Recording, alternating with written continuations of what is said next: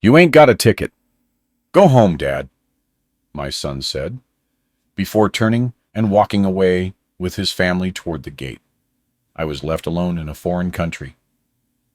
I walked up to the airline's counter and told the agent, "I need to speak to your pilot. Tell him that the man he's looking for is here." 5 minutes later, the captain came running towards me, his face ashen, white as a sheet. "My name is Elijah Hayes, but most folks call me Eli. At the age of 70, I was a man of routine. Routine meant waking up at 6 in the morning, doing my exercises to the old jazz radio, and sipping strong coffee as I worked through the crossword puzzle. It meant living in the quiet of my 2-bedroom apartment in Cascade Heights, Atlanta, where every single item still held the warmth of my late wife, Louise's, hands. But my most significant and most damaging routine was the habit of loving my son, blindly, unconditionally, and against all evidence. The idea for the trip to the Caribbean didn't come from me. Like most big ideas in recent years, it came from Darius. He called one spring evening, and his voice was unusually smooth. "Pops? Hey, listen. Tiffany and I have been thinking. You've been stuck in Atlanta way too long. The ocean, the sun, the air. You need a change of scenery. Plus, your granddaughter, Kate, misses you. Let's all fly to Montego Bay for a week together." Something inside me stirred.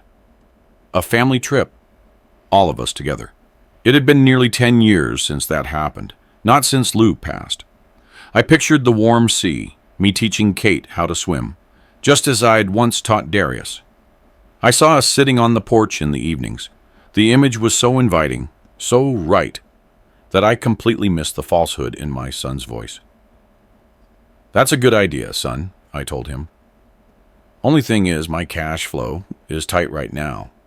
You know how my pension is." "Pops, come on. What are we even talking about?" he exclaimed, a little too quickly. "Your agreement is the main thing. As for the money, well, maybe you have some savings. Your burial money, as you call it. Why let it just sit there as dead weight? You only live once. Invest in memories." And I did. I withdrew almost everything I'd saved over the last few years. $200,000. $200,000. It was a decent sum, money I had set aside for illness or unexpected expenses. I gave it all to Darius, without asking for a receipt or even a simple promise of repayment. I was investing in memories, after all. A week before the flight, they came over to help me pack. The help mostly involved Tiffany distastefully sifting through my clothes, while Darius issued valuable instructions. "Pops, what are these shirts? They're from the last century. People will laugh at the resort. And those trousers, Mr. Hayes, you should only wear those to mow the lawn," Tiffany chimed in, holding my old corduroys between 2 fingers as if they were contaminated. I kept silent. I was used to their barbs. I saw them as part of the modern world, which I barely understood anymore. The final straw was choosing a suitcase. I had an old, sturdy, faded leather suitcase, the one I'd taken across half the country. They, in contrast, had 3 identical gleaming plastic monsters on wheels. "Oh, your junk won't fit in our bags," Tiffany announced. "Everything's checked by weight. Overweight is expensive." "I'll take mine," I said, pointing to my reliable old friend. Darius winced. "Pops, are you serious? That trunk? They won't even let us into a decent resort. It's embarrassing." "It's durable," was all I could manage. Tiffany intervened. "Just take your old duffel bag. Everything will fit in there. Leave this horror here." And I agreed. I, Elijah Hayes, who had once commanded dozens of planes across the sky over Atlanta with my voice alone, couldn't even stand up for his own suitcase. I packed my few belongings into the worn canvas duffel, feeling humiliated. It was the first warning sign, one I ignored out of habit. I convinced myself that these were trivial details, that the important thing was the upcoming trip, the dream of family unity. I didn't know yet that I wasn't traveling for a vacation, but toward the gallows that my own son was already building for me. At Hartsfield-Jackson Atlanta International Airport, ATL, they kept their distance from me. Darius and Tiffany walked ahead. Kate trailed behind, occasionally looking back. I walked alone, gripping the handle of my old bag. I felt like a poor relation brought along out of pity. At check-in, Tiffany handed over our passports. The agent looked at her computer for a long time, then frowned. "You have a problem with one of the tickets," she said. "The one under Hayes." My blood ran cold. Darius immediately stepped over. "What's wrong?" "The payment didn't process. The ticket has been canceled." Darius turned to me, his face a mask of such genuine concern that I almost believed him. "Pops, no way. Don't worry. We'll fix this right now."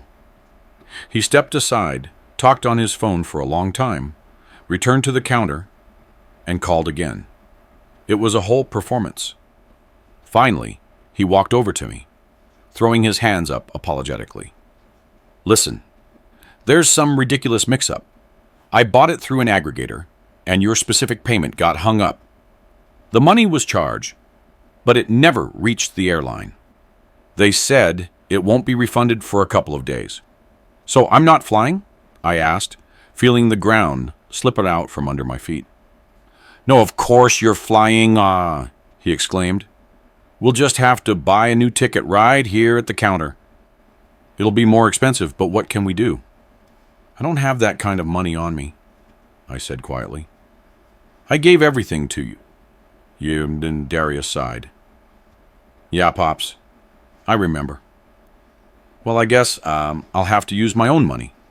He said it as if he were granting me the greatest favor on earth. He paid for the ticket with his card. We proceeded to the gate, but an unpleasant feeling remained.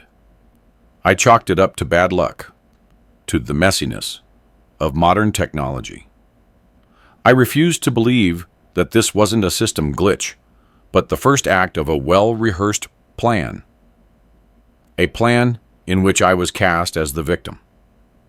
The arrival in Montego Bay should have washed away the bad taste, but it only intensified it. The five-star resort with marble floors and attentive staff that Darius had chosen felt foreign and cold. My small room, which faced the service yard, sharply contrasted with their luxurious ocean view suite. "Pops, it doesn't matter what your windows look out onto. You didn't come here to sit in the room," Darius dismissed when I tried to protest. And he was right. I barely sat in the room. I sat alone by the pool while they were at the spa. I sat alone at a table in the restaurant while they went off to important business meetings with some mythical partners. I sat alone on the beach, staring out at the indifferent foreign sea. I was on a family vacation, but the family was nowhere to be found. The only ray of sunshine was Kate, my 16-year-old granddaughter, awkward, gangly, with intelligent, sad eyes. She gravitated toward me. For the first few days, she tried to spend time with me. "Grandpa, let's go to the pier and watch the fishermen." "Grandpa, teach me how to play checkers." We would sit in the shade on the lounge chairs, and I would tell her about my career, about planes, and how the world looked from the height of an air traffic control ATC tower. She listened, holding her breath. In her eyes, I saw the same wonder that I had once seen in her father's. But our meetings never lasted long. Tiffany would instantly appear. "Caitlin, why are you sitting here with Grandpa? He needs to rest. Come on, we have a photo shoot by the pool." Or Darius would rush in. "Kate, what are you waiting for? We're going jet skiing." "Grandpa isn't interested in that." And Kate eyes lowered in guilt, would leave. I would be left alone. They weren't just isolating me, they were systematically cutting me off from the only person who still truly cared about me. One evening, I was sitting on my small balcony, looking up at the stars. They were bright and close down here in the south. I remembered how many years ago, at our old place back home, I had brought out the telescope I'd built myself. Kate was about 6 then.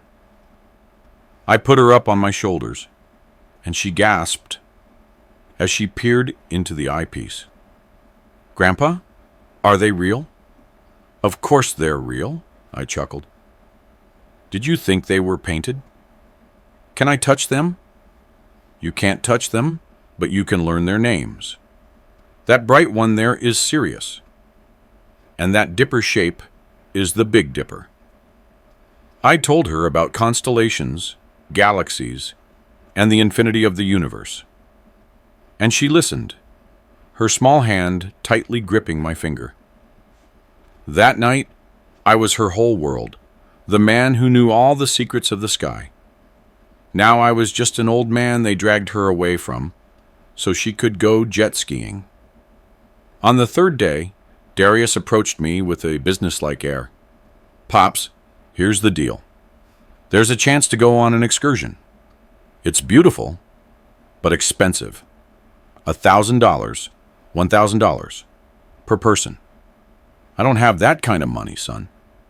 "I know," he said. "So Tiffany, Kate and I are going, and you'll stay here and look after the room. And leave your room key for us. We won't take ours, so we don't lose them." I gave him the key. They were gone for 2 days. I spent that time in complete isolation. I tried to talk to other guests, but they were all different. Young, loud, and foreign. I was an outsider at this celebration of life. When they returned, tanned and cheerful, they didn't even ask how I'd spent those 2 days. They brought me a cheap refrigerator magnet. "Greetings from the island trip." It was a handout, a mockery. That same evening, I was sitting at the bar by the pool. They were having dinner at the paid specialty restaurant, where I, naturally, hadn't been invited. I ordered a glass of local wine and watched the resort lights reflect in the water. A woman, an American our age, walked up to me. We started talking. She was vacationing with her family, children, and grandchildren. "Are you alone?" she asked. "No, I'm with my family too." I lied. "Where are they?" "They have their own schedule," I said. And I felt ashamed of my lie, of my loneliness, and of letting them treat me this way. That night, for the first time in years, I felt not just hurt, but a cold, quiet anger. Anger at myself, at my weakness, at my foolish belief that blood was a guarantee of love. I understood that this trip was not just a failed vacation. It was a demonstration. They were showing me my place, the place in the service yard of their lives. The final straw was a conversation I accidentally overheard. I was walking down the hallway to my room and heard Darius and Tiffany's voices coming from their partly open suite door. "He's getting on my nerves," Tiffany was saying. "He walks around looking like we owe him something." "Just hold on," Darius replied. 2 days left. The main thing is that he doesn't start demanding things back in Atlanta. What's he going to do? Complain to someone? Don't make me laugh. He's totally dependent on us. We're his only family. Where's he going to go? I froze by the door, and every word hit me like a whip. Where's he going to go? In that moment, I realized they didn't just dislike me. They despised me. They were confident in my helplessness, and that was their biggest mistake. They had forgotten who I was. They had forgotten that a man who held the sky over a major city in his hands for 20 years couldn't be weak. He could be patient. But every person's patience has a limit. And my limit was almost here. The last evening in the Caribbean was drenched in fake cordiality. Darius suddenly started calling me Pops, and Tiffany complimented my fashionable t-shirt several times. They hosted a farewell dinner, and I was the guest of honor, or rather, the honorary decoration. We sat on the open terrace of the restaurant. The sound of the surf, live music, the smell of grilled fish. Everything was beautiful, perfect, like a postcard. But I felt like I was being interrogated. Their every word, every gesture, was part of a game whose rules I didn't know. "Pops, you absolutely have to come up to the lake house this summer," Darius said, pouring me wine, barbecue, and porch chilling. "Yes, Mr. Hayes, Caitlin would be so happy," Tiffany echoed him. I nodded, smiled, drank the wine, and thought only one thing. When will this performance end? After dinner, as we walked along the path into our building, I decided to make my final gesture, one last attempt to reach something human in my son. I stopped him. "Darius, wait up. I have something for you." I pulled a small, worn velvet box from my pocket. Inside, on faded silk, lay an old Waltham watch, simple, mechanical, in a steel case. "This was your grandfather's watch," I said softly. "My father's. He wore it through the war. He gave it to me the first time I sat at the ATC console. He told me to always remember that time is the most valuable thing we have, and it's measured not only in minutes, but in deeds. Now I want you to have it." I held out the box. He took it and opened it. Nothing registered on his face. No surprise, no gratitude, just cold curiosity. "Thanks, Pops," he said, snapping the lid shut and slipping the box into his pocket. "It's a cool vintage piece. Vintage is trendy right now." That was it. No questions about the watch's history, not a drop of emotion. To him, it was just another trinket. Vintage. The word resonated in my heart. He had devalued everything. The memory of his grandfather, my love, the very meaning of the gift. In that moment, I recalled another incident many years ago. Darius was about 17. I had saved up for a long time and bought him a good Japanese stereo system for his birthday. It was a fortune back then. He was thrilled, carried it everywhere, and showed off to his friends. So 6 months later, I accidentally saw that stereo in the pawn shop near our house. I went in and asked. "Yes," the clerk confirmed. "A young man? Looked just like your son. He brought it in. Sold it for half price." That evening, I asked Darius where the stereo was. "Stolen, Pops," he lied without batting an eye. "Right out of the gym locker room." I could have started a huge fight. I could have gone to the pawn shop, bought it back, and rubbed his nose in his lie. But I didn't. I forgave him. I told myself he was young and foolish, that he just really needed trendy jeans, which, as I later found out, was what he spent the money on. I thought my forgiveness would teach him something. How wrong I was. My forgiveness only taught him one thing.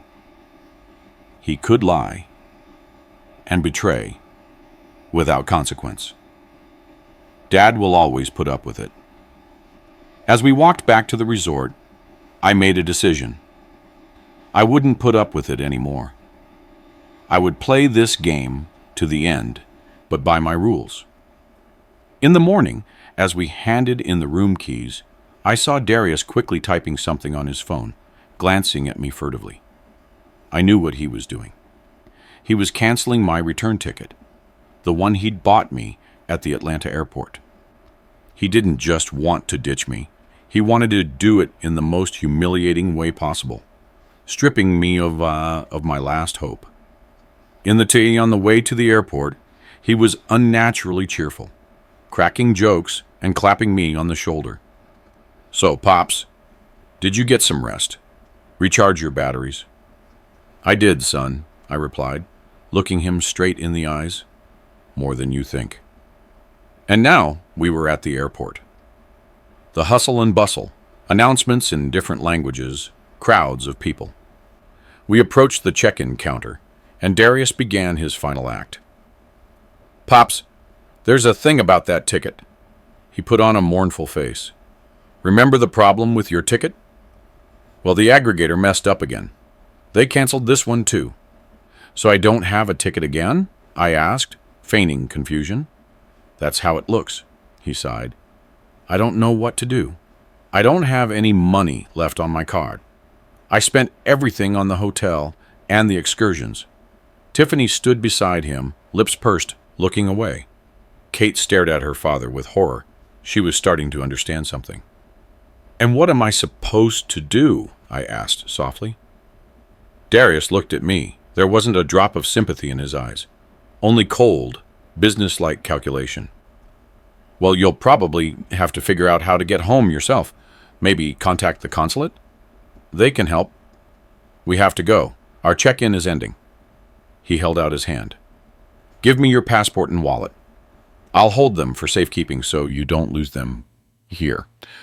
We'll give them back in Atlanta." This was the final shot. He wanted to strip me of everything, to render me completely helpless. I silently handed him my passport and the wallet, which contained my last few dollars. He turned away. "We'll catch you later, Dad. No hard feelings." Tiffany, without looking at me, grabbed her suitcase. "Kate, let's go." But Kate didn't move. She was looking at me, tears streaming down her cheeks. "Go on, sweetheart," I said gently. "It's going to be fine." Darius grabbed her arm and practically dragged her behind him. They disappeared into the crowd, heading toward passport control. I was left alone.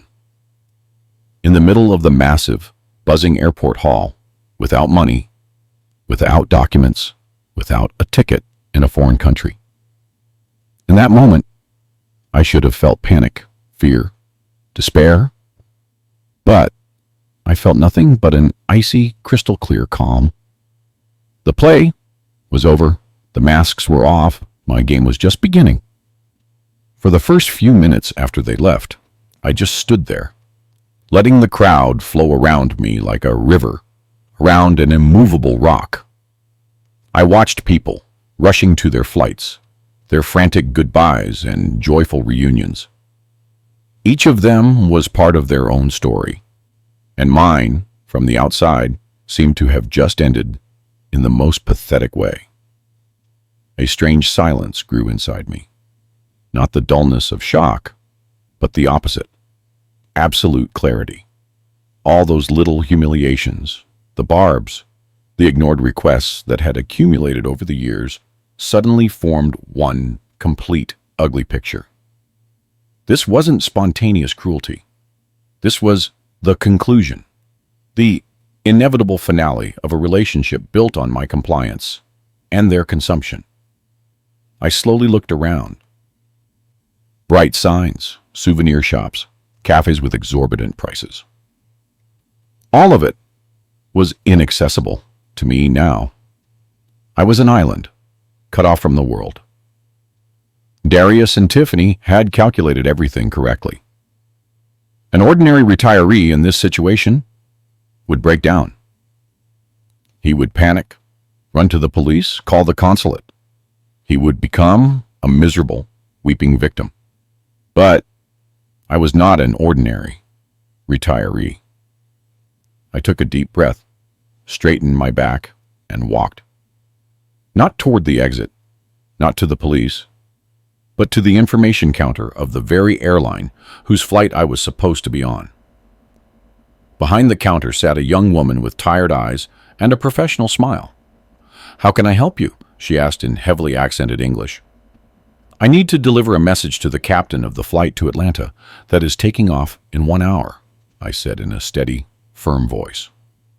She raised her eyebrows in surprise. "Sir, that's impossible. Pilots have strict protocol before takeoff. I understand, but this is an emergency. It concerns flight safety. The last phrase was a bluff, but it worked. The word safety in any airport in the world acts like a charm. The girl's eyes widened. What should I tell him? Tell him just 2 words. That Hayes is looking for him. He will understand. She looked at me doubtfully. An old man in a worn t-shirt with a cheap duffel bag. I didn't look like a man upon whom the safety of a flight could depend. Please, I added, softening my tone. This is very, very important. A person's life depends on it. Perhaps something in my voice made her believe me. She picked up the internal phone, spoke quickly in a foreign language, repeating my surname several times. Then she hung up. Wait, she said shortly, and pointedly turned back to her computer. I stepped aside and waited. My heart pounded so hard I could feel it in my temples. This was my only chance. My call to a friend I hadn't seen or heard from in 20 years. I wasn't even sure it was the right person. Coleman is a common name. And even if it was him, would he remember me? Would he be willing to help? 5 minutes passed, then 10. The passengers for my flight were already finishing boarding. I looked at the departure board and boarding complete. That was it. I was too late. My crazy gamble had failed. I felt my shoulders slump under the weight of defeat. And at that very moment, the glass doors leading to the departure zone burst open. And he came out, almost running, a tall, fit man in a pilot's uniform with captain's bars on his sleeves. I wouldn't have recognized him. In 20 years, he had changed, matured. There was gray in his hair, but his eyes were the same. They held the same fear and the same disbelief as they had on that distant, terrible night. He stopped in the middle of the hall, looking around frantically. Where? He shouted to the agent. She nervously pointed at me. He won't. Our eyes met, and I saw his face, previously tense, change. Recognition, shock, and then boundless, almost childlike relief. He rushed toward me across the hall, pushing past people. Mr. Hayes, he breathed out, running up to me. You're alive, thank God. I didn't believe it. He grabbed my hands in his. His palms were warm and strong. Drew, was all I could whisper. It's me, Mr. Hayes. It's me. What happened? Why are you here? Your name. It wasn't on the passenger list. They said you hadn't checked in. He spoke fast, incoherently. Emotions overwhelmed him. It's a long story, Drew. Do we have time? He glanced at the boarding gate. They won't leave without me. Come on. He grabbed my bag and almost forcefully led me through a staff entrance, past astonished airport workers. We ended up in a small, quiet room, a crew lounge, it seemed. He sat me down in a chair and poured me a cup of water from the cooler. Tell me everything. And I told him everything. About the trip, about my son, the humiliation, the ticket, the stolen passport. I spoke, and he listened, his face darkening with every minute. When I finished, he was silent for a long time, his fists clenched. Animals, he finally said hoarsely. I'm sorry, Mr. Hayes. Just animals. The man who... Do they even know who you are? I shook my head. To them, I'm just an old man with money. They will know, he said, rising. A cold fire burned in his eyes. I will tell them. The entire plane will know. He looked at his watch. We have 10 minutes. You're flying with me in business class. I'll arrange everything. And don't argue. It's the least I can do for you.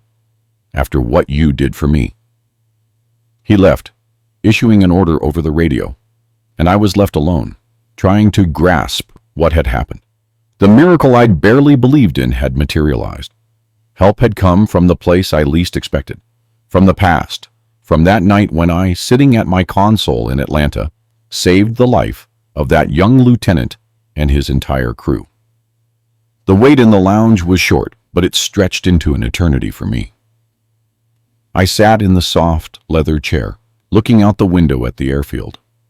Planes, like huge iron birds, lazily teed along the paths, preparing for takeoff, carrying people to their lives, to their families, to their problems and joys.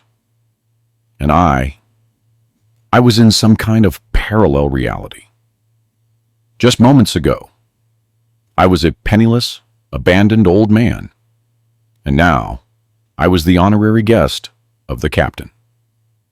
The door opened, and a flight attendant entered, a young woman with kind eyes. "Mr. Hayes, please, we are ready." I stood up, and she led me through the empty staff corridors straight to the jetway.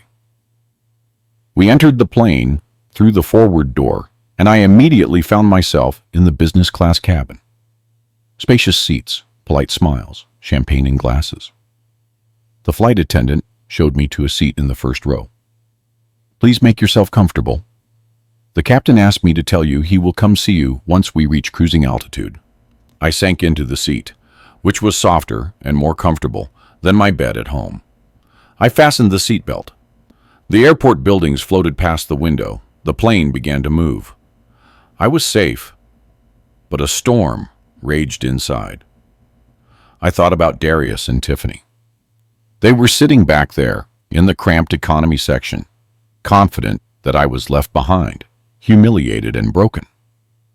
They were probably already discussing how they would spend my money, how they would tell their friends the funny story about the crazy old man. They didn't know that I was here just a few dozen feet from them, and that retribution was already gaining altitude. I was uneasy with the role I was playing. I had never been a vindictive man. Lou always said I was too kind and too forgiving. But what they did crossed every line. It was not just betrayal. It was an attempt on my person, my dignity. They tried to erase me, to turn me into nothing. And I realized that if I didn't stop them now, they would do it again and again, until there truly was nothing left of me. The plane lifted off the ground. I watched the foreign land below, the place that had become a place of shame and unexpected rescue, shrink away.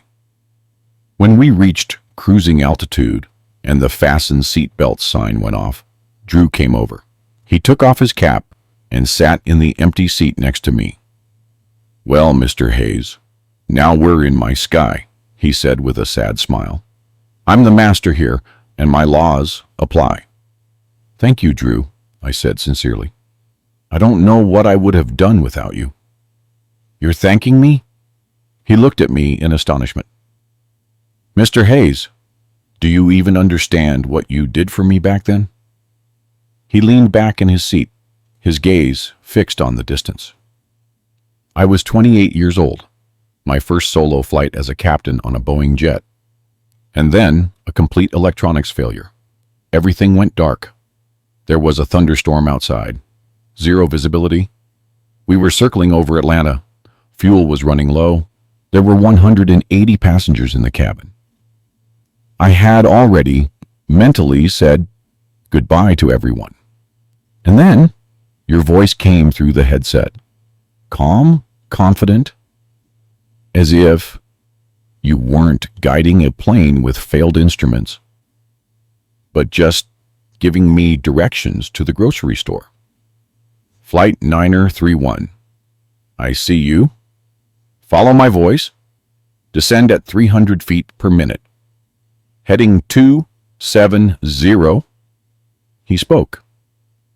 And I remembered that night. The sweat pouring into my eyes, my hands gripping the microphone, and that young voice cracking with fear in the headphones. You guided me blind for almost an hour. You were my eyes, my instruments, my only hope. When the landing gear touched the runway, I didn't even believe it at first. The entire crew was crying. And you just said, "Welcome home, Flight 931, Gate 27." And you disconnected. I looked for you afterward. I wanted to thank you. But they told me that the controller Hayes didn't like publicity, that it was just a job for him. He turned to me. "It was not just a job, Mr. Hayes. You gave me life, and 187 other people life. Every year on that day, I light a candle for your health in church. I've talked my wife's ear off about you. To me, you are a guardian angel. And when I heard your name today, I thought my heart would stop." He clenched the armrests.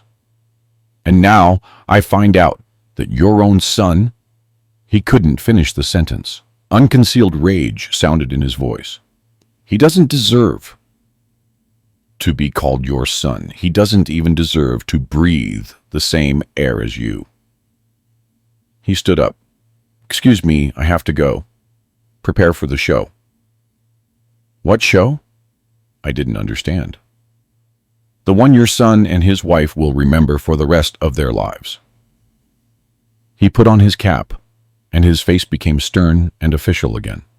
"Fasten your seatbelt. There may be some slight turbulence in the economy cabin." He walked away to the cockpit, and I remained sitting, sensing that something extraordinary was about to happen. I didn't know exactly what Drew had planned, but I trusted him. He was a man of honor, and for men like him, debt is not an empty word. And I understood that he considered it his duty not only to save me, but also to restore justice, as he understood it, harshly and publicly. About half an hour passed before the click preceding the public address announcement sounded in the cabin. Usually, at this time, the captain greets the passengers and reports on the weather and expected arrival time. But I knew this would be no ordinary welcome. "Ladies and gentlemen," Captain Andrew Coleman's voice began. It sounded steady, but there was steel in it. "Our flight is proceeding at an altitude of 33,000 feet, with an outside temperature of minus 50 degrees Celsius. Estimated arrival time at Atlanta Hartsfield-Jackson International Airport is on schedule." He paused, and there was more tension in that pause than in any turbulence zone. "Today, I'd like to do more than just welcome you aboard. I want to share a story. A story directly related to our flight today. Exactly 20 years ago, as a young lieutenant, I was piloting a commercial jet. On approach to Atlanta, we flew into a massive thunderstorm. All our electronics failed completely. We were blind and deaf in the pitch black with over 150 passengers behind us. We had no chance.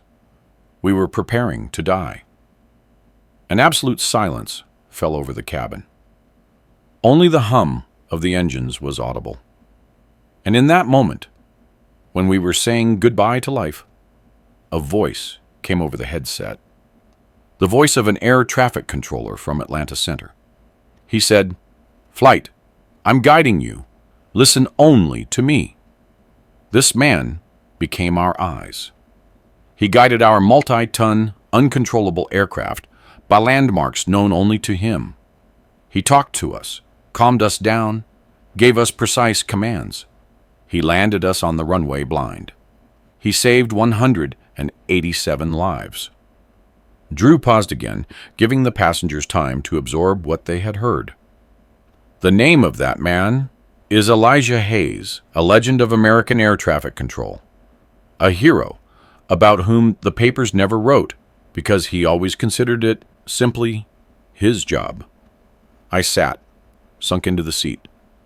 I felt awkward about these words, but I knew this was just the prelude. And now, ladies and gentlemen, for the most interesting part. Drew's voice became harder. Today, that man, Elijah Hayes, is flying with us aboard this very plane, in business class. Seat 1A. He is flying with us by a happy chance because his own son, Darius Hayes, along with his wife, abandoned his 70-year-old father, a hero, in the Montego Bay Airport, alone, without a ticket, without money, and without documents. A shocked gasp ran through the business class cabin. Son. I saw people beginning to turn around, looking at me. Yes, you heard correctly, Drew continued. Then metal rang in his voice. A son abandoned the father who gave him life, who saved hundreds of other lives, abandoned him like a piece of garbage. And right now, that son, Darius Hayes, is also flying with us, in the economy cabin, seat 25C. I imagined what was happening in the back of the plane. The entire cabin, all 200-plus people, were turning and looking at one passenger, my son. On behalf of the entire crew, and I believe on behalf of all of you, Drew enunciated every word, I want to express my deepest contempt for this individual and to wish Mr. Elijah Hayes long life and good health. Thank you for being with us, Mr. Hayes. Hayes, it is an honor for me. Click. The microphone turned off. For a few seconds, a dead silence hung in the plane, and then the business class cabin erupted in applause. People rose from their seats, turning toward me, clapping. A distinguished gentleman in an expensive suit approached and shook my hand. You are a real hero, he said. The flight attendants looked at me with admiration. I sat stunned and didn't know what to do. I wasn't prepared for this kind of publicity. I just nodded, trying to smile, but my soul was in turmoil. I understood what Drew had just done to my son's reputation.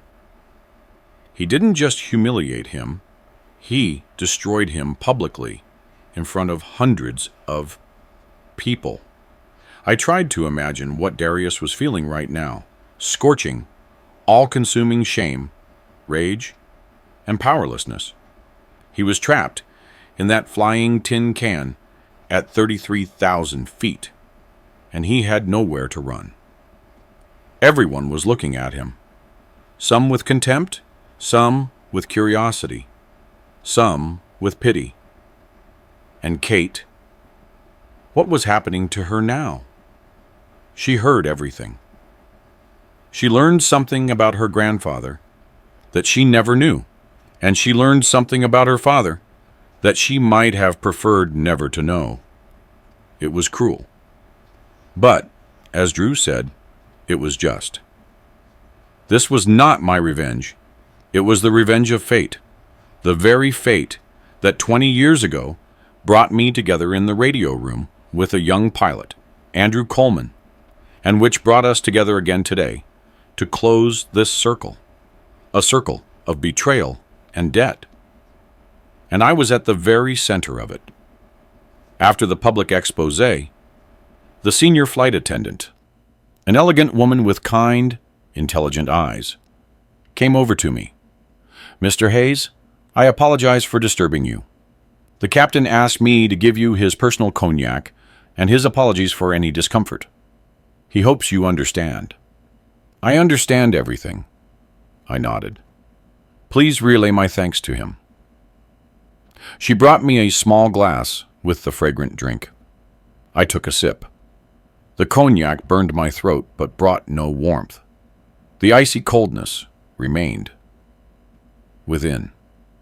The applause died down. The passengers calmed, but I felt their gazes on me. I was not just a passenger. I had become an exhibit, the hero of the day. This role felt foreign to me. All my life, I had been a man of the shadows. My job was to remain invisible, to be only a voice in the headset, calm and confident while dramas unfolded in the sky. I saved lives. but I never considered myself a hero. It was just a job that needed to be done well. And now, in my old age, I was the center of attention. And the reason was not my past, but my son's betrayal. I leaned back in the seat and closed my eyes. And memories flooded over me, not of that terrifying night, but of what came after, of Lou. She met me at the door when I returned home after that shift. I didn't tell her the details. I just said it had been a difficult landing. But she saw everything in my eyes, in how my hands trembled when I tried to unbutton my shirt. She didn't ask anything. She just hugged me tightly. "It's okay, darling. You're home." We sat in the kitchen, drinking tea, and I was silent. She talking about trivial things, that Darius had a parent-teacher conference, that his little sister needed a new dress for the recital. She brought me back to the world of simple earthly concerns, where there was no place for death or heroism. And then, just before bed, she suddenly said, "You know, sometimes I worry about Darius." "Why?" I was surprised. "He's a good boy." "He's not bad," Lou shook her head. "He's different. He doesn't have your backbone. He loves the easy way out and pretty things too much. He wants to seem like something, not be something. And I'm afraid that one day, this thirst for appearances will lead him too far, to a place where even you won't be able to pull him out. Promise me, Eli, if you ever have to choose between his desires and his soul, choose his soul, even if it hurts him." I didn't understand the full depth of her words then. I thought they were just a mother's anxieties. But now, replaying her words in my head, I realized how prophetic they had been. I had indulged his desires all my life, bought expensive toys, turned a blind eye to his transgressions, paid for his beautiful life, and I had almost lost his soul. Maybe what happened today, this cruel public lesson, was my choice. A choice in favor of his soul, an attempt to tear him out of the captivity of self-satisfaction and lies, even through pain, through humiliation. I opened my eyes. The flight attendant brought me dinner, something exquisite on a china plate, but I couldn't swallow a bite. I thought about Kate. What was going on in her 16-year-old mind right now? Her world, which consisted of successful mom and dad and a strange, old-fashioned grandpa, had just been turned upside down. She learned that grandpa was a hero. And her dad? Who was her dad now? A betrayer. I felt unbearable pity for her. She was innocent. She was held hostage by her parents' selfishness and greed. And I knew that our conflict would hit her hardest of all. Suddenly, the senior flight attendant approached me. "Mr. Hayes, I apologize for disturbing you. Your granddaughter is asking to see you." My heart froze. "Of course. Let her come over." A minute later, she appeared in the aisle, pale, with red, tear-stained eyes. She stopped by my seat, hesitant to approach. "Grandpa," she whispered. "Is it true, what he said?" I nodded. "It's true, Kate." She covered her face with her hands and began to sob, quietly weeping like a small hurt child. Why did you never tell us?" "I didn't think it was important," I said. "It was just my job." She lowered her hands. There was such pain, such confusion in her eyes. "And Dad? Did he know?" "No, no one knew except your grandma." She paused, looking at the floor. "They're awful," she said hoarsely. "I hate them." "Don't," I said. "Hatred is destructive. They just lost their way, got lost chasing what they thought was important." "And what is important, Grandpa?" "What's important, sweetheart? I said, and my voice trembled, is that at the end of the road, you're not ashamed to look at yourself in the mirror. She walked over and hugged me. Her slender shoulders shook. Can I stay with you? She asked. Of course you can, I replied, hugging her back. Seeing the scene, the flight attendant discreetly brought another blanket and a cup of water.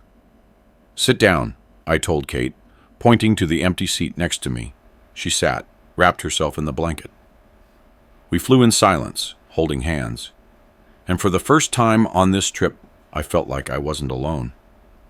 Next to me was a person who loved me not for my money, not for my status, but just because I was her grandfather. And I realized that maybe not everything was lost. Maybe something real, something alive, could still sprout from these ruins. And for that, it was worth going through everything. The rest of the flight passed in a strange, tense silence. Kate sat beside me, her head resting on my shoulder, seeming to doze. But I knew she wasn't asleep. She was just hiding from the world, from the ugly truth that had just crashed down on her. And I was preparing for the final act, the meeting on the ground. I knew Darius wouldn't give up easily. The humiliation he experienced wouldn't teach him humility. It would only inflame his rage. He would try to justify himself, accuse me, and regain control of the situation. When the plane began its descent, and the lights of nighttime Atlanta appeared beneath the wing, I turned to Kate.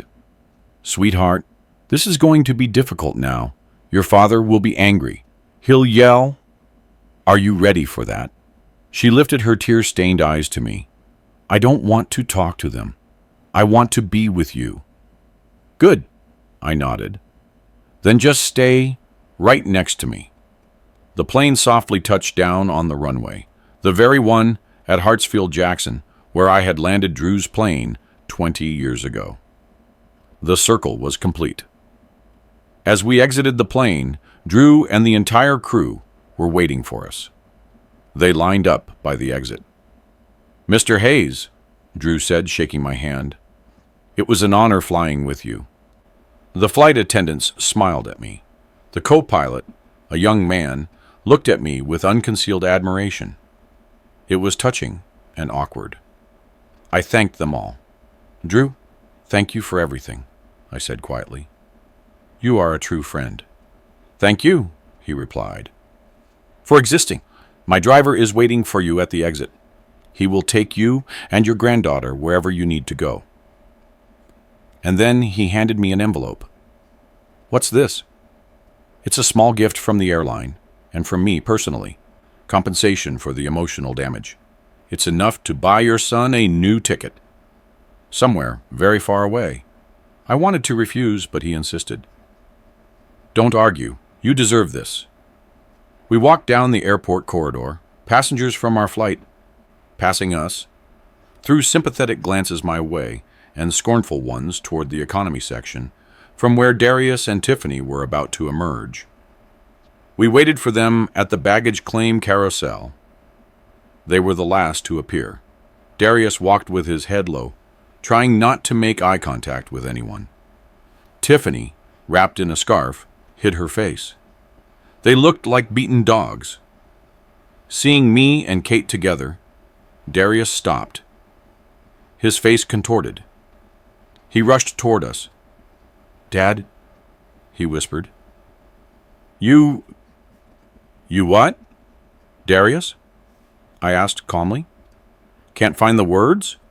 I understand. It's hard to talk after something like that. You embarrassed me in front of the whole country. I merely called things by their names, I said. And if those names turned out to be shameful, that's not my fault. He noticed Drew, who was standing slightly apart. And you, he yelled, pointing a finger at him. Pilot, who are you to meddle in my family business? Drew stepped forward. His height, his uniform, his confident demeanor, all of it had a crushing effect on Darius. "I'm a man who owes this gentleman his life," Drew said in an icy tone, "and I will not allow trash to wipe its feet on him. Any other questions?" Darius deflated. He realized he wasn't in control here. He turned back to me. "Kate, come here," he commanded his daughter.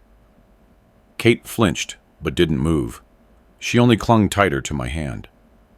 "I'm not going anywhere," she said firmly. "I'm staying with Grandpa." "What?" Tiffany flared up, having been silent until now. "Are you out of your mind? He's a crazy old man. He'll run us all into the ground." "I'd rather be run into the ground with him than in a gilded cage with you," Kate retorted. It was a shock for them, and for me. I hadn't expected such firmness from her. The same backbone I had, the backbone her father lacked, had awakened in her. Darius realized he had lost. Completely. He pulled my passport and wallet from his pocket and threw them onto the floor at my feet. "Take your handouts, old man, and take your granddaughter. We'll see how you live then." He grabbed Tiffany's arm and dragged her toward the exit. "Dad!" Kate shouted after him. He turned. "Grandpa's watch! Give back the watch!" Darius froze for a second. Then, with a twisted sneer, he took my father's watch off his wrist, threw it onto the floor next to the passport, and walked away without looking back. I bent down and picked up the passport, the wallet, and the watch. The glass on the dial was cracked, but it was still running, ticking, counting the time of a new life. I looked at Kate. She was crying. "Don't cry, sweetheart," I said, hugging her. "It's all just beginning. Let's go home." We left the airport. A black SUV with a driver was waiting for us outside. We got into the car. I gave him my address. The car smoothly pulled away, carrying us away from that place, away from that past. Kate fell asleep on my shoulder, and I looked out at the lights of nighttime Atlanta, thinking that life is a surprising thing. Sometimes, to gain a family, you first have to lose one. I was ready for this new beginning, without lies, without humiliation. Just me, my granddaughter, and an old watch that still remembered what honor was. Returning home was like waking up after a long, horrible nightmare. The apartment greeted us with silence and the smell of dust, but it was a familiar, cozy silence. Kate and I walked in, and for the first time in many years, I didn't feel lonely within those walls. The first thing I did was call Drew. "Drew, we're in Atlanta. Everything is fine." "I know," he chuckled. "I've already been briefed about the concert on board and the scene at the baggage claim. Andrew's a good kid. He didn't let me down. What are you going to do next?" "Live," I answered simply. "Just live. With my granddaughter." Kate quickly made herself at home. She took the room that used to be Darius's. She unpacked her things and arranged books and photos on the shelves. She barely spoke about her parents, and I didn't ask. I understood she needed time. A day later, the phone rang. It was Darius's number. I wanted to ignore it, but Kate, who was sitting next to me, said, "Answer it, Grandpa, please." I answered, putting it on speaker. "Dad?" Darius's voice was muffled, distant. "I demand you bring my daughter back." "I'm not holding her captive," I said. "She made her own choice. She's 16. She's a minor. I'll sue you for kidnapping." "Go ahead," I replied calmly. "And while you're at it, you can explain to the court the circumstances under which you abandoned your minor daughter to the care of a crazy old man whom you ditched in a foreign country without money or documents. I think Child Protective Services might have a few questions for you." Silence hung in the receiver. He couldn't find a reply. "Just bring her back," he said, quieter now, almost pleading. "Dad, I'm not coming back," Kate said into the phone. Her voice trembled, but it was firm. "I never want to live with you again." And she hung up. That was their last conversation. After that, Darius never called again. Life began to settle into a new routine. Kate and I walked a lot, went to plays and museums. I told her about Atlanta, its history, and my life. And she told me about hers, school, friends, dreams. She wanted to become a doctor. "I want to help people," she would say. For real. I looked at her, so serious, so mature for her age, and my heart filled with pride. From this fragile, intimidated teenager, a real person was sprouting, strong, honest, and compassionate. One evening, as we were drinking tea in the kitchen, she asked, "Grandpa, why did you put up with them for so long?" I sighed. "I was afraid," I admitted honestly. Afraid of being alone. I thought a family like that was better than no family at all. "But it wasn't a family," she said. "It was a transaction. Your money for their presence." "You're right, sweetheart. I realized it too late." "Better late than never," she said, and hugged me. A couple of months later, rumors about Darius and Tiffany started reaching me, spread by mutual acquaintances. After that public humiliation, their lives went downhill. Darius was fired from his job. The story told by the captain quickly leaked onto the internet. Some passenger filmed the cabin's reaction and posted it online. The clip went viral. The company Darius worked for didn't want to deal with such a toxic employee and quickly let him go. Tiffany was also isolated. Her society friends, who had admired her clothes and status, turned away from her. No one wanted to be associated with a family that had become famous across the country in such a scandalous way. They sold their luxurious apartment downtown to pay off debts and moved into a rented one-bedroom on the outskirts. Darius couldn't find steady work for a long time, scraping by with odd jobs. Tiffany, who had never worked a day in her life, was forced to get a job as a supermarket clerk. I didn't pity them. I felt no satisfaction in their misery. I felt only a cold, detached fulfillment that justice had prevailed. Life itself had put everything back in its place. It took away everything superficial and false they had lived by and left them alone with themselves, with their emptiness. I took my father's watch to the watchmaker. The repairman, an old man with wise, sad eyes, examined it for a long time. "Good mechanism," he said. "Reliable, like a soldier's heart. We'll replace the glass, and it'll run for another 100 years. When I picked it up, it looked new. I put it on my wrist. It felt pleasantly cool on my skin. It ticked, counting my new time, a time where there was no room for lies. I invested the money Drew gave me into Kate's education, hiring her the best tutors. She was preparing to apply to medical school. I believed she would become an excellent doctor because she had what her parents lacked, heart. One evening, Kate came home from school and handed me an envelope. "This is for you, Grandpa. Mom gave it to me. She was waiting for me outside the school." I took the envelope.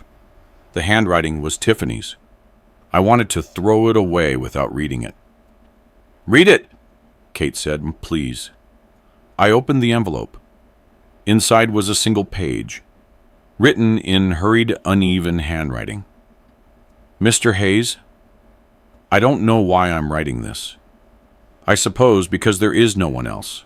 I want to ask for your forgiveness. Not for what Darius and I did to you. There is no forgiveness for that. But for the fact that I broke my husband's life and my daughter's life. I was a fool. I thought money was everything. That status, beautiful things, and the envy of friends were happiness. I pushed Darius forward, forcing him to earn more and more to keep up appearances. I convinced him that you were just an annoying obstacle, an old man from the past who was getting in the way of our beautiful life. He loved you once. I saw it, but I killed that love. I turned him into a monster. And now we have nothing. And I realized that we never did. Forgive me, if you can. Tiffany. I finished the letter and was silent for a long time. What does it say? Kate asked. It's a cry for help, I said. But I'm not the one who can help. They have to help themselves. I didn't answer the letter. I wasn't ready. Maybe someday. But not now. My soul was just beginning to heal, and I didn't want to tear those wounds open again. Almost a year passed since that ill-fated trip. Life flowed slowly and calmly, like a full river after the spring flood. Kate buried herself in her studies, and I rejoiced in her success, just as I had once rejoiced in Darius's. But this joy was different, quiet, deep, without a shadow of anxiety. I knew she was walking her own path, and that path was the right one. We often talked about Lou. Kate asked about her, about how we met, about our life. I took out old photo albums, and we spent hours looking at the pictures. I told stories, and she listened. And it felt to me like Lou was right there with us, sitting in her favorite armchair and smiling. Drew Coleman and I became true friends. He often stopped by to visit us between flights. We sat in the kitchen, drank coffee, and talked about aviation, life, and children. He became almost a son to me, the son that life had taken away, or the one I had let go myself. One day, he arrived particularly agitated. Mr. Hayes, I saw him. Who? I asked, confused. Darius, your son. I tensed. Where? At the airport, JFK. He's working there. A baggage handler, hauling luggage. I was silent, trying to visualize the scene. My son, my successful sales executive, pushing a cart loaded with suitcases. He's changed a lot, Drew continued. He's thinner, drawn. His face is gray and angry. He didn't recognize me, but I knew him instantly. Drew looked at me. Maybe you should talk to him? I shook my head. It's not time yet, Drew. He has to walk this path to the end, alone. But the conversation stirred something in me. I started thinking about Darius, not with anger or resentment, but with a kind of detached pity. I tried to understand the point where he broke. When did he turn from a loving son into a cynical consumer? The answer came unexpectedly. I was sorting through old papers in the closet and came across a box of his school journals and essays. I sat down on the floor and began to read. And before me appeared the story of a boy I barely knew. A boy who desperately wanted to measure up. To measure up to my expectations, the expectations of his teachers, his classmates. Today, Dad told me again I have to be the best. But I'm not the best. I'm just average. Sean from my class wore new sneakers. Everyone only looked at him. And mine are old and patched. I felt ashamed. I want Dad to be proud of me. But he's only proud of his planes. I read these naive, childlike lines, and my heart broke. I realized my main mistake. I loved him, but I didn't know how to show it. I was demanding, strict, always busy. I gave him everything. Education, clothes, money. But I didn't give him the most important thing, my time, my warmth, my unconditional acceptance. I wanted him to be strong, like me, but he was different. And he broke under the weight of my expectations. And then Tiffany came along, and she offered him the easy way out. A path where he didn't have to be, he could simply seem. and he chose that path. I wasn't excusing him. There was no excuse for his betrayal, but I was beginning to understand him. That evening, I wrote him a letter, not an email, but by hand, like in the old days. Hello, son. I know you're working at the airport. I know you're struggling. I'm not asking for your forgiveness, and I don't expect it from you. I just want you to know I read your old journals, and I understand everything. Forgive me, not for what I did to you now, but for what I failed to do for you then. I was a bad father. I wanted to raise a hero, but I should have just loved you.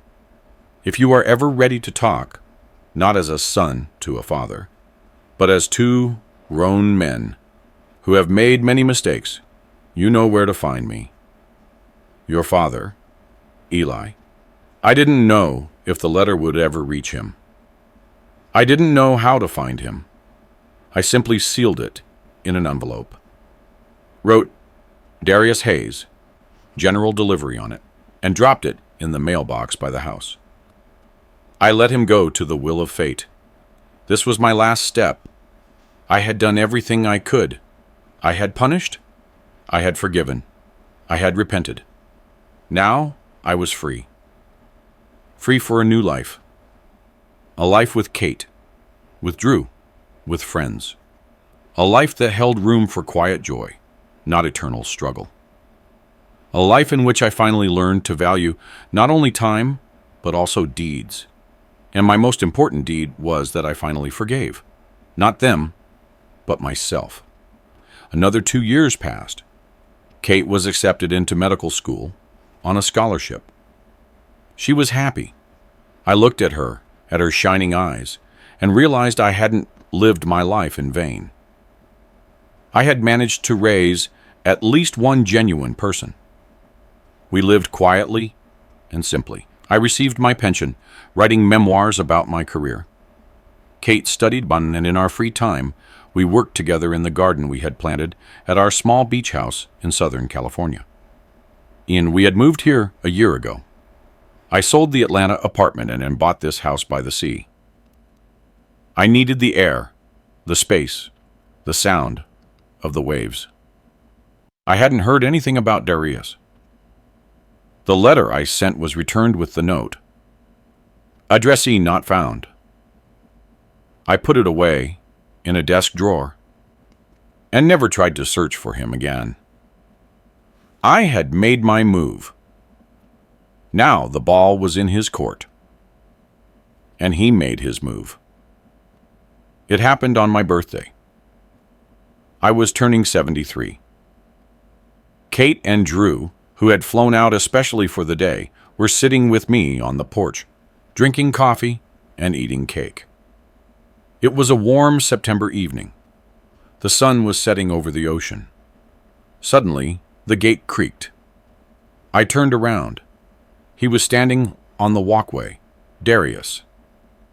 He was alone, very thin, in simple work clothes. In his hands, he held a small, humble bouquet of wildflowers. We all fell silent. Kate jumped up, wanting to say something, but I stopped her with a gesture. Darius slowly approached the porch. He didn't look up. He stopped at the steps. Dad, he said softly, happy birthday. He held out the flowers. I didn't take them. Why did you come? I asked. I got your letter, he said. Someone passed it on to me. I looked for it for a long time. And? He looked up at me, and I saw something in his eyes I hadn't seen in years. Pain, shame, and hope. You wrote that you were a bad father. That's not true. His voice trembled. It was me.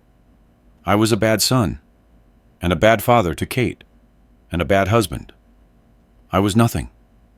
Just an empty, glossy wrapper. He took a step, walking up onto the porch. I've been working for 3 years now. First, as a baggage handler. Now as a warehouse clerk. I live in a shared room. I divorced Tiffany. I've almost paid off all the debts. I don't drink. I'm trying to be a man. He looked at Kate. Daughter, forgive me. Kate was silent, staring at him wide-eyed. He turned back to me. I'm not asking you for anything, Dad. No money, no help. I just came to say thank you for the lesson. It was painful, scary, but it was necessary. You saved me from myself. He turned to leave. Wait, I said. He stopped. Sit down, I said, pointing to an empty chair. Want some coffee? He slowly, almost disbelievingly, turned around. Tears welled in his eyes. He nodded. Kate brought another cup. He sat down at our table, uncertainly, awkwardly. We sat, the four of us, on the porch, drinking coffee and silent. The sunset was fading. The air smelled of the sea and flowers. And I knew that this was not the end of the story. This was its true beginning. The start of a long, difficult path back to each other. A path that we all still had to walk. But now, I knew that we would manage it because we were a family. Not perfect, battered by life, but real. I'm really glad you're here, and that I could share my story with you. If you liked it, show me by liking the video and subscribing to my channel. Let's see how many of us there are. Write in the comments which city you're watching from and what time it is. I'm so curious to know where all you wonderful people are tuning in from. If you want to support me a little extra, you can also send a small donation. I share new life stories for you every single day. And now, 2 of my most popular stories will pop up on the screen, so you can choose what to watch next.